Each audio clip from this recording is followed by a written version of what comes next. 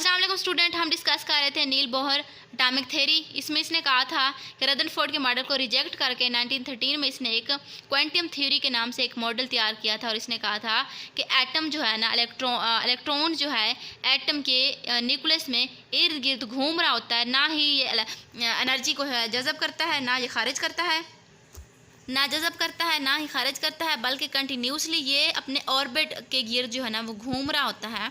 और इसको कहते हैं, ये जो ऑर्बिट है इसको कहते हैं एनर्जी लेवल। ये इसका मॉडल है, ये आप देख सकते हैं।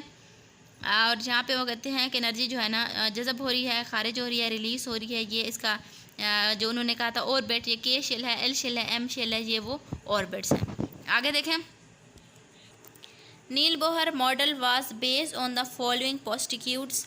सबसे पहले क्या था उसका बयानात नील बोहर के। सबसे पहले उसने कहा hydrogen atom consist of tiny nuclei, electrons are revolving in the circular orbit of radius R around the nucleus. वो सबसे पहले इसने एक बात की कि जो एटम है ना, हाइड्रोजन का जो एटम है उसके अंदर छोटे छोटे इलेक्ट्रॉन्स, टीनी न्यूक्लियस, एक छोटा सा न्यूक्लियस पाया जाता है जिसके गिर्द जो इलेक्ट्रॉन घूमते रहते हैं। और कहाँ पे घूमते हैं? रेडियस में घूमते हैं। रेडियस क्या है? वो जो शेल्स हैं, जिस तरह से मैंने वो अभी आपको बताया, K shell, L shell, M shell, N shell, O shell, P shell, Q shell, ये सारे कुछ शेल्स हैं। इनके जो है ना अंदर ये घूमते रहते हैं। सेकंड क्या है? Each orbit has fix energy that quantized. इसने कहा था कि इलेक्ट्रॉन जो है ना वो ना एनर्जी खारिज करते हैं, जज़ब करते हैं, बल्कि उन शेल्स के अंदर एनर्जी होती है जो कि फिक्स होती है और उसको जो है इलेक्ट्रॉन्स लेते रहते हैं। उसके अलावा इसने थर्ड बात क्या की? उसने कहा a long and as electron remain in the particular orbit.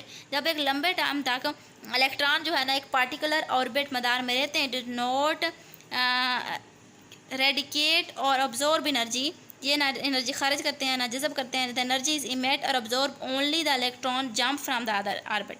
वो कहते हैं जब एक लंबे टाइम तक एक इलेक्ट्रॉन जो एक ऑर्बिट में रहता है, एनर्जी ना खारिज करता है ना जज़ब करता है। द एनर्जी इज़ इमिटेड और ऑब्जर्व। एनर्जी कब खारिज होती है और कब जज़ब होती है? जब एक इलेक्ट्रॉन जंप करके किसी दूसरे ऑर्बिट में जाता है। ठीक है, एनर्जी खारिज जज़ब तो होती है, कब होती है? जब एक इलेक्ट्रॉन जंप करके किसी दूसरे ऑर्बिट में जाएगा। आगे उसने क्या कहा? उसने कहा when the electron jump from the lowest orbit to higher orbit it absorb energy, when it jump from the higher to lower orbit it radiate energy. यानी कि उसने कहा जब जंप करेगा, जब लोएस्ट एक छोटे ऑर्बिट से बड़े की तरफ जाएगा तो एनर्जी को जज़ब करेगा, जब बड़े से छोटे की तरफ आएगा तो एनर्जी को खारिज करेगा। आगे एनर्जी के जो है ना change in energy E is given by the Planck equation. जो है ना इस तरह ये इसकी इक्वेशन है। प्लांक कांस्टेंट इक्वल क्या है? 6.63 10⁻⁻34 joule and v frequency of light है।